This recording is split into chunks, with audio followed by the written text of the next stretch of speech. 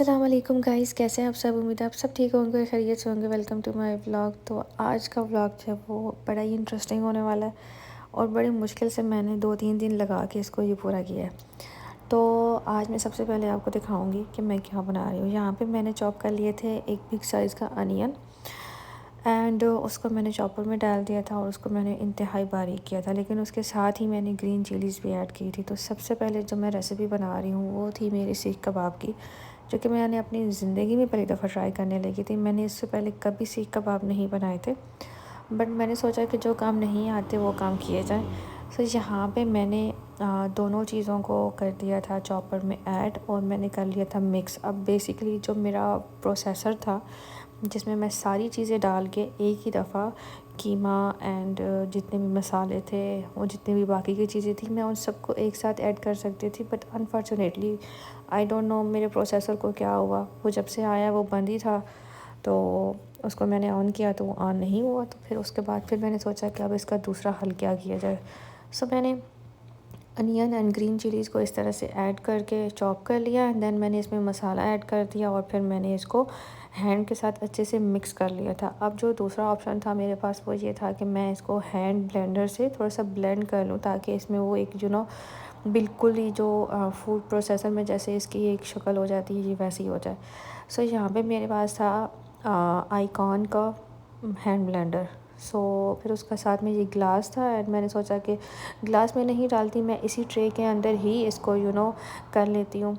But मेरा कुछ अच्छा सीन नहीं था इसके साथ। पता नहीं कि मुझे कुछ समझ नहीं आ रही थी कहाँ कहाँ से सही हो रहा है, कहाँ कहाँ से नहीं हो रहा। सो मैंने फिर दूसरा एक्सपेरिमेंट किया कि मैंने इसको ग्लास के अंदर शिफ्ट किया एंड शिफ्ट करने के बाद मेरा कोई दूसरा तजर्बा भी अच्छा नहीं रहा एंड देन मैंने इस तरह से पार्टीशन की और पार्टीशन कर करके मैंने इसको अच्छे से ब्लेंड किया और फिर इसको मैंने साथ साथ दूसरी ट्रेन में जो है वो मैं शिफ्ट करती गई। नाव अब ये था कि कोयला मैंने साथ में गर्म कर लिया था एंड मैंने दे दी थी स्मोक। स्मोक से ये होता है कि वो एक बारबेक्यू वाला टेस्ट आ जाता है अच्छा सा। एंड देन आप इसके कबाब बनाना स्टार्ट कर दें। अब कबाब को आपके पास सीख नहीं है तो आपने उसको कैसे जो है वो शेप देनी है। तो आप ज़रा मेरा तरीका देखें, मैं मतलब कैसे शेप दे रही हूँ। ऐसे को उंगलियों के साथ मैंने शेप देने की ट्राई किया, लेकिन थोड़ी बहुत शक्ल जो है ना वो सीख कबाब जैसी लग ही रही थी। लेकिन ये वाली जो शक्ल है ना ये बस 3-4 कबाब तक ही आती है। उसके बाद पता नहीं कबाबों को कुछ हो जाता है या मेरी उंगलियों को कुछ हो जाता है कि ये वाली शक्ल जो है ये बनती ही नहीं है बिल्कुल। I don't know why. तो कबाब जन अब ये कबाब ही ख़राब हो गया था। मुझे कुछ इसकी शक्ल जो है वो ढंग वाली नहीं लग रही थी, तो मैंने सोचा नहीं इसको चेंज ही कर देते हैं। सो इस तरह करके मैंने अपने ये जो है वो सारे सीख कबाब बनाए थे। कोई भी इसमें स्पेशल मैंने मसाला जो है ऐड नहीं किया किसी भी तरह का। मैंने बाहर से कोई डब्बे वाला मसाला जो सीख कबाब वाला होता है मैंने वो नहीं ऐड किया, मैंने सारे घर के मसाले ही ऐड किए थे। एंड दूसरी चीज़ ये थी कि मेरा ये 1.5 kg जो है वो कीमा था चिकन का। सो ये मेरे बने थे 20 कबाब और ये मेरी एक ट्रे थी। इसके अलावा ये मेरे 12 कबाब का सामान जो वो बच गया था एंड देन मैंने वो फिर से दोबारा बनाया था। खैर यहाँ पे पहला राउंड जो है मेरे कबाब का कंप्लीट हो गया था और मैंने फ्रीज़ कर लिए थे और फिर मैंने उनको इस तरह जिपलॉक बैग में जो है वो सेव कर लिया था एंड दूसरी बार भी। अब बारी आती है वेजिटेबल रोल बनाने की। तो सबसे पहले मैंने पील ऑफ कर लिया था कैरेट्स को और अच्छी बात अब मुझे बैठे बैठे यहाँ पे ये चीज़ याद आ रही है कि मैंने कैरेट्स को पील ऑफ किया था एंड जो मैंने कैरेट्स का छिलका गार्बेज में फेंका था और साथ में मेरा जो ये कटर है मैंने ये भी फेंक दिया था। खैर अभी यहाँ पे ये करते हैं कि कैरेट्स मैंने पील ऑफ कर ली थी और फिर मैंने कैबेज जो है वो मैंने चॉपर में डाली और मुझे कैबेज जो है वो बारीक बारीक करनी थी। बट पहली दफ़ा ज़रा मैंने कैबेज थोड़ी सी ज़्यादा ऐड कर दी थी तो कुछ पत्ते जो हैं वो रह गए थे, तो मैंने उनको चुन के उसमें ऐड कर लिया दोबारा से एंड मैंने उसको चॉप कर लिया तो वो बारीक हो गए थे। तो कैबेज जो है वो मैंने इसी तरह से 3 राउंड लगा के मैंने पूरी कर ली। नाउ टर्न अब आती है कैरेट की। अब कैरेट बेसिकली थोड़ी मुश्किल थी क्योंकि ये वाली ज़रा सख्त होती है, तो लेकिन ये भी हो गई थी, थोड़ा सा ज़ोर लगाने पे हो ही गई थी। अब शौक़ चढ़ा मेरे बच्चों को, मेरे बच्चों ने कहा कि जी हम भी ज़ोर लगाते हैं ना, ऐसे ज़ोर लगता नहीं है। तो चेयर पे खड़े होकर उसने ज़ोर लगाया क्योंकि वो कैरेट थी। अब ऑब्वियसली उस पर अच्छा खासा ज़ोर लगता है, लेकिन अब कैप्सिकम जो है वो मुझे हाथ पे करनी थी क्योंकि अगर कैप्सिकम को आप उसमें चॉपर में करते हैं तो इसका पानी निकल आता है तो ये अजीब सी हो जाएगी। तो ये वाला काम जो है मुझे हाथ में करना पड़ा और इसमें मुझे अच्छा खासा टाइम लग गया। और मतलब काफ़ी टाइम लग गया है। ये सब कुछ करने के बाद फिर मैंने एक पतीला लिया, थोड़ा सा मैंने उसमें ऑयल ऐड किया, बहुत ज़्यादा ऑयल ऐड नहीं करना, और जितनी भी वेजिटेबल थी उनको अच्छे से मैंने कर लिया था मिक्स, और उसके बाद मैंने उसको पतीले में डाल दिया था। अब मुझे इसमें ज़्यादा कुछ भी नहीं डालना और इसको ज़्यादा बिल्कुल भी नहीं पकाना। मैंने जस्ट इसमें salt and black pepper add किया था और थोड़ा सा हॉट सॉस, दैट्स इट।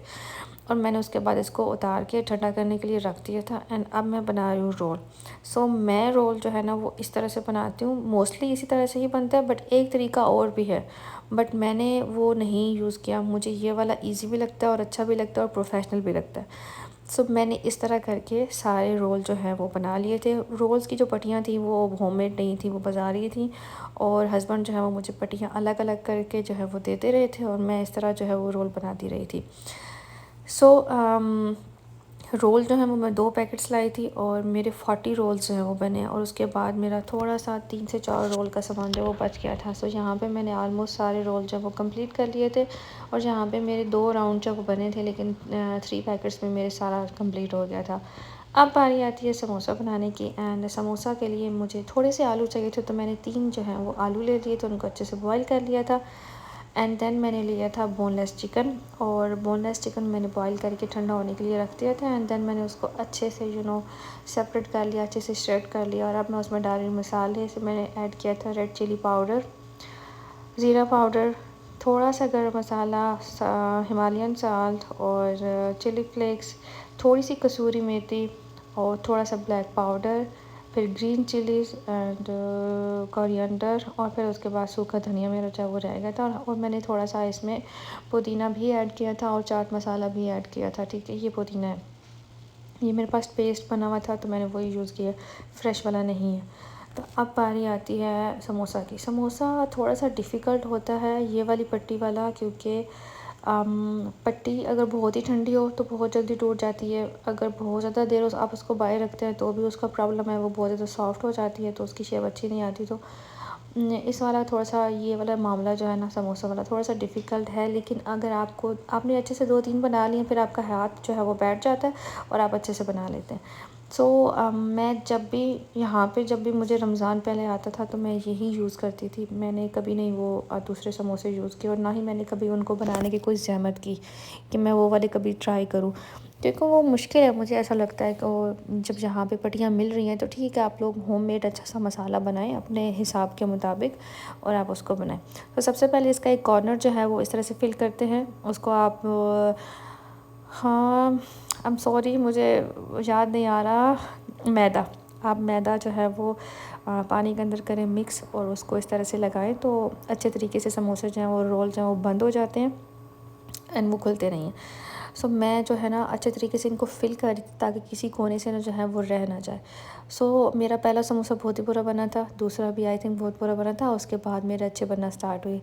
और ये वीडियो मैंने थोड़ी सी ज़ूम इसलिए की हुई है यहाँ पे, ताकि ना आप लोगों को क्लियर होकर नज़र आए कि मतलब मैं कैसे बना रही हूँ और कैसे फ़ोल्ड कर रही हूँ। सो यहाँ पे इसको तीसरी तरह इस तरह फ़ोल्ड कर देते हैं, और फिर आप चौथी बार इसको इस तरह से करके ये आपका समोसा जो है अच्छा सा रेडी हो जाता है। तो ये मेरी एक ट्रे जो है वो बन गई थी, एंड दूसरी ट्रे मैंने नेक्स्ट डे बनाई थी। अब बारी आ जाती है ग्रीन चिलीज़ का पेस्ट बनाने की। सो ग्रीन चिलीज़ का पेस्ट अगर बना हुआ पड़ा हो तो वो ज़्यादा फ़ायदे में और आसानी इसलिए हो जाती है बिकॉज़ आप कुकिंग में भी यूज़ कर सकते हैं, आप चटनी बनाते हैं रमज़ान में तो उसमें भी यूज़ होती है। सो ये ग्रीन चिलीज़ इनको आए हुए ऑलमोस्ट 1 हफ़्ता हो चुका था, तो मैंने सोचा कि अब 1 हफ़्ते बाद इनकी बारी आ ही जानी चाहिए कि मैं इनका कचूमर बना दूँ। सो यहाँ पे मैंने ग्रीन चिलीज़ कुछ एक्स्ट्रा डाल दी थी, जिसकी वजह से थोड़ा सा मुश्किल हो रहा था चॉपर में, लेकिन हो गया था। सो मैंने इसको इस तरह से हिला हिला के मिक्स कर करके तो मैंने ग्रीन चिलीज़ का पेस्ट है वो बना लिया, और इस तरह का मेरा पेस्ट जो है वो बन के रेडी हो चुका था। और अब मैंने इसको ट्रांसफ़र करना था आइस क्यूब में, आइस क्यूब की जो ट्रे होती है उसमें, और इसके बन जाएंगे अच्छे से क्यूब। आपने एक यूज़ करना है, 2 यूज़ करना है, जितने आपने यूज़ करने हैं आप उतने निकालें और फिर इसको यूज़ कर लें। और फिर मैंने उसके बाद जब ये अच्छे से फ्रीज़ हो गए थे तो देन मैंने इनको निकाल के ज़िप-लॉक बैग में डाल के फ्रिज में रख दिया था। सो अब बारी आ जाती है पुदीने की चटनी की। सो मैं हमेशा ऐसे करती हूँ, ये पहली दफ़ा ऐसा नहीं हो रहा, मैं हमेशा ऐसे करती हूँ कि मैं पुदीने की चटनी बना के भी फ्रीज़ कर देती हूँ, आइस क्यूब में डाल के क्यूब्स बना के रख देती हूँ। अपने हिसाब से 1 निकालें, 2 निकालें, यूज़ करें एंड दैट्स इट। तो मेरी रमज़ान की ये मेन 5 रेसिपीज़ तो होती ही होती हैं। छठी इस दफ़ा मैंने ये किया कि आलमंड को मैंने रख दिया था भिगो के और छिलका उतार कर, मैंने सोचा कि अब इनको यूज़ करना जो है वो ज़्यादा आसानी हो जाती है। आप मॉर्निंग में खाएँ, आप शेक में डालें, कुछ भी करें। तो ये वो 5 रेसिपी हैं जो मैं हर दफ़ा यूज़ करती हूँ। आई होप आपको मेरा आज का व्लॉग अच्छा लगा होगा। अगर अच्छा लगा तो प्लीज़ मेरे चैनल को सब्सक्राइब कर दें। Thank you so much for watching. अल्लाह हाफ़िज़।